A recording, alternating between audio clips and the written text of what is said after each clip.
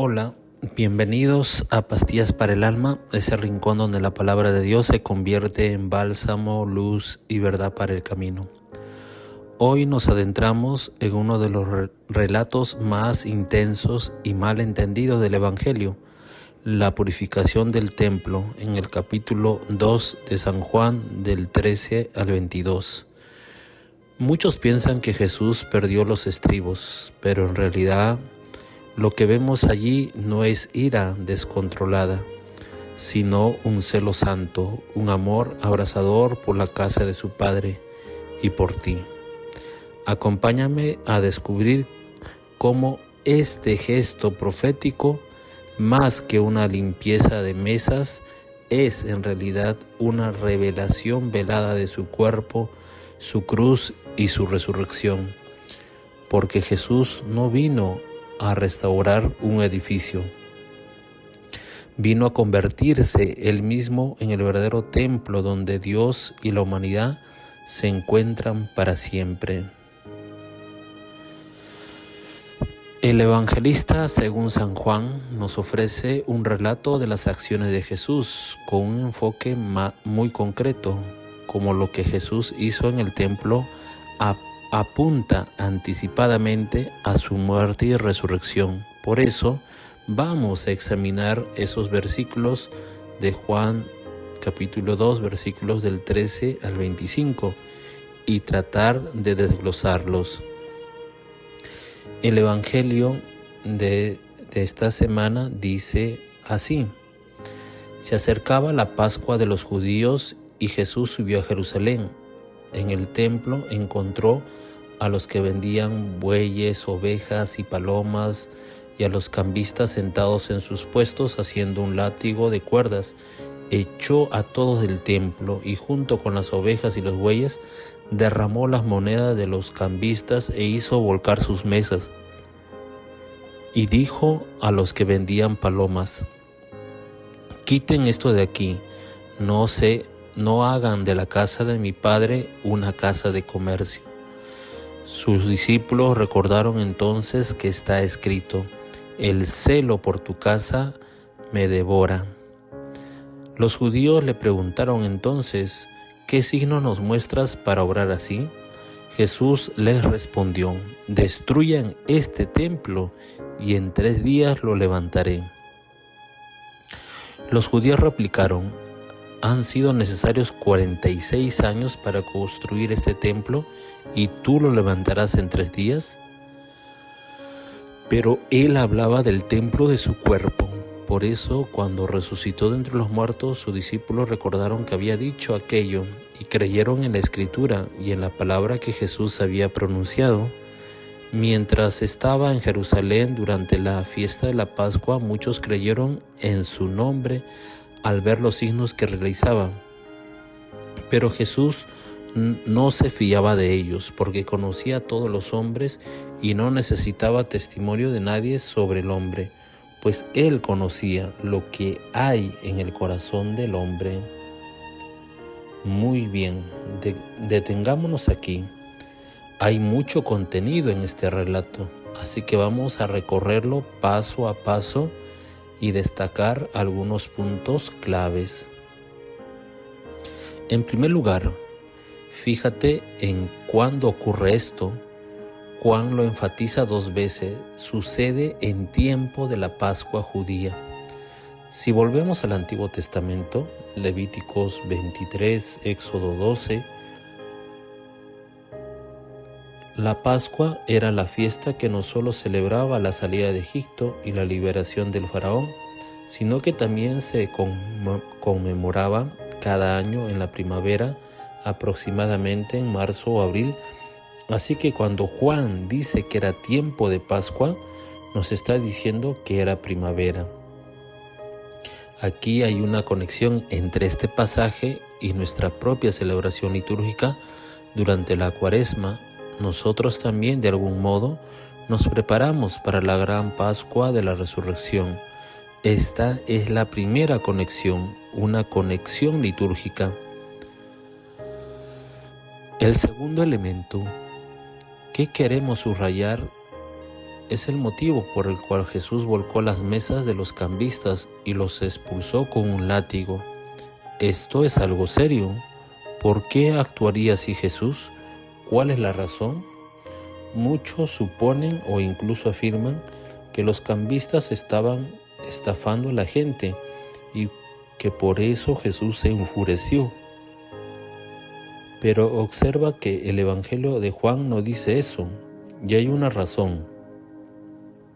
Según todo lo que sabemos, los cambistas del templo ofrecían un servicio legítimo, cambiaban las monedas de los peregrinos que llegaban de todo el mundo por la moneda local de Jerusalén, para que pudieran comprar animales para el sacrificio, bueyes, ovejas, tórtolas. Estos eran los animales permitidos en los ritos del templo. Por tanto, los cambistas prestaban un servicio importante a los peregrinos. El historiador judío del siglo I, Flavio Josefo, nos dice que la Pascua era una fiesta de peregrinación, tan grande que hasta 1 millón de judíos acudían a Jerusalén. Muchos venían de lejos y no podían traer sus animales. El viaje era largo y el animal podía lesionarse por el camino. Así que compraban animales ritualmente puros al llegar a la ciudad. Por tanto, el problema no es la presencia de los cambistas en sí, ni está claro que estuvieran engañando a nadie. El verdadero problema es dónde estaban haciendo sus negocios, dentro del recinto del templo mismo. Por eso Jesús dice: no hagan de la casa de mi Padre una casa de comercio. La mayoría de los estudiosos piensa que los cambistas habían colocado sus puestos en lo que se llamaba el atrio exterior del templo de Herodes. Cuando el rey Herodes amplió el templo, construyó un patio exterior precisamente para los gentiles, a fin de que los paganos pudieran también adorar al Dios de Israel allí. De hecho, había muchos paganos, llamados temerosos de Dios, que creían que el Dios de los judíos era el Dios verdadero y venían al templo a adorarle. Pero lo que ocurrió es que esas actividades comerciales privaban a los gentiles del único espacio que tenían para orar.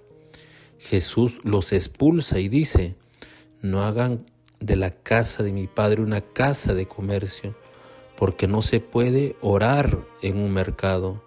Imagina intentar rezar rodeado de bueyes, ovejas, ruidos, sangre y el bullicio del comercio. Es imposible. Jesús quiere purificar y limpiar ese espacio sagrado que en hebreo se llama Kadosh, es decir, apartado, santificado, destinado a la oración de todas las naciones. Esa es, creo yo, la verdadera razón de su acción, y los discípulos lo entendían cuando recuerdan el Salmo 69, el celo por tu casa me devorará. Es decir, Jesús ama tanto el templo que no soporta ver profanada su santidad, convirtiéndolo en un simple mercado. Ahora bien, algo muy importante sucede a continuación. Dice el texto que los judíos se le acercaron y le preguntaron: ¿qué signo nos muestras para obrar así? Detente aquí un momento, observe el lenguaje, los judíos. Uno de los rasgos característicos del Evangelio de Juan es que usa con frecuencia esta expresión, pero debemos tener cuidado de no leerla de modo anacrónico.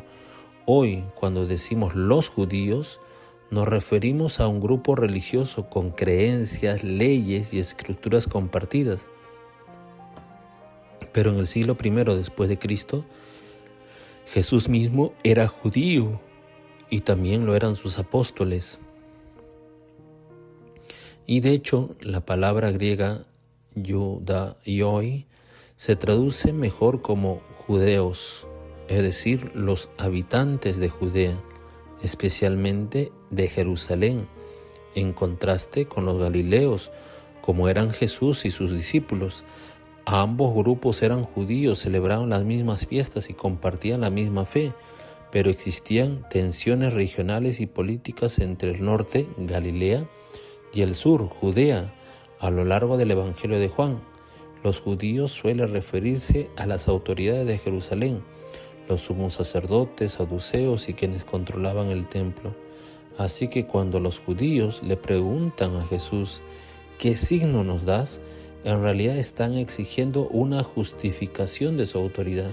Y Jesús responde con un enigma: destruyan este templo y en 3 días lo levantaré.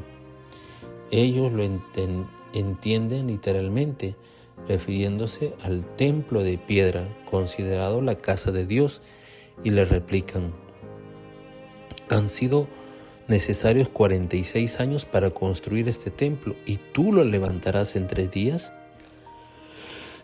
Ese número 46 años alude a las obras del rey Herodes el Grande, quien tras el regreso del exilio había reconstruido y embellecido el segundo templo, aunque el templo original había sido edificado en el siglo V a.C. Herodes lo amplió grandiosamente, queriendo que se le viera como un rey mesiánico.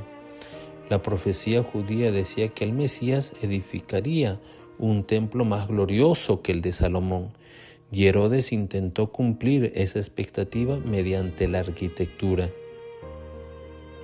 Pero Jesús aprovecha la ocasión para redirigir su mirada. No se trata del templo de Herodes, sino del templo de su propio cuerpo. ¿Qué significa eso? Desde una perspectiva judía del siglo I, el templo no era solo un edificio, era el lugar donde habitaba Dios en la tierra. Por eso, al identificarse a sí mismo como el verdadero templo, Jesús está revelando que Él es la morada de Dios entre los hombres.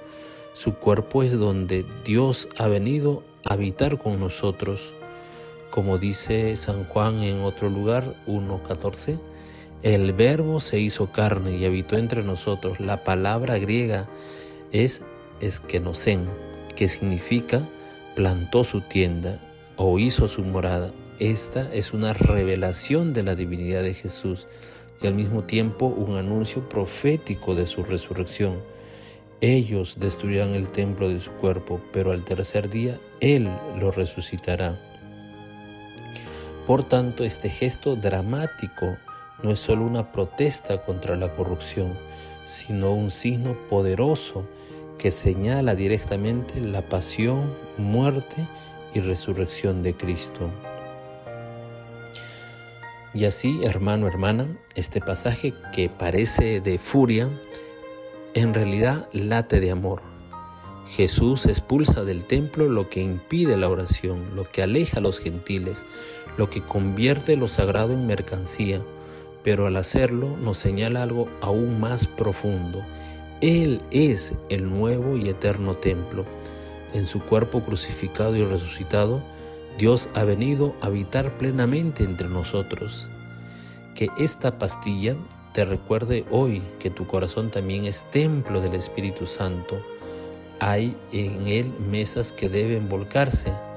Hay ruidos del mundo que ahogan tu oración. No temas, el mismo Jesús que purificó el templo está dispuesto a sanar y ordenar tu interior para que en ti también se cumpla la Pascua. Gracias por escuchar Pastillas para el Alma. Si este episodio tocó tu corazón, compártelo con alguien que necesita un poco de luz. Hasta la próxima, donde quiera que estés. Dios te está esperando en el templo de tu alma.